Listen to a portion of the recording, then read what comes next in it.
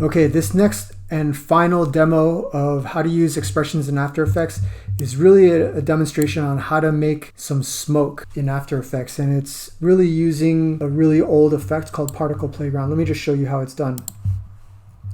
I've got a beam effect and I want to animate the beam going left and right just like I did in part 2.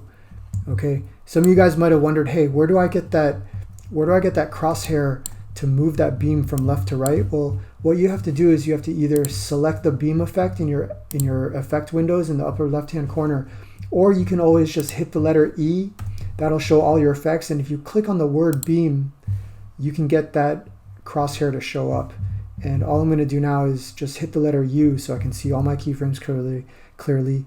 I'm going to move my timeline down a little bit and just move this beam side to side.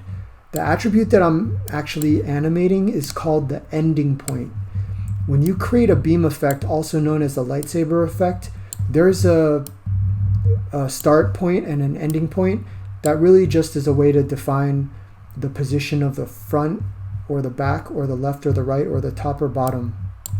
So I just happen to be moving the ending point around because the starting point I kept at the bottom. All right, now I've got some animation of this beam going left and right.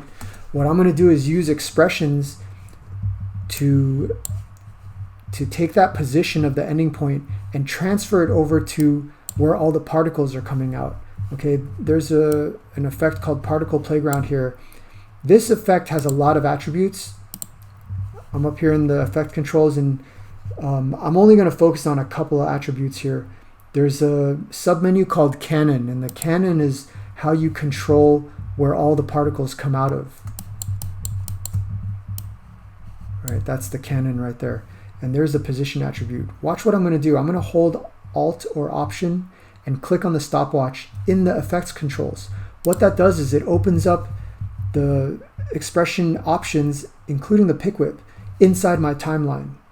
Okay, the attribute did turn red, and I need to drag this pick whip to the position of my beam, but because the Particle Playground effect has so many attributes, I can no longer see that attribute to drag the pick whip. Well, here's how you do it. Click and drag the pick whip and then shake. I'm shaking and I keep shaking and I can get all the way down. Keep shaking. I get all the way down and I'm going to drag it to the word ending point. I was able to grab all the code by dragging the pick whip, and now I click on gray to finalize. Okay, let me zoom back out. And as I hit play, the canon or the emitter for the particles is now inheriting the position attribute of the ending point of the beam.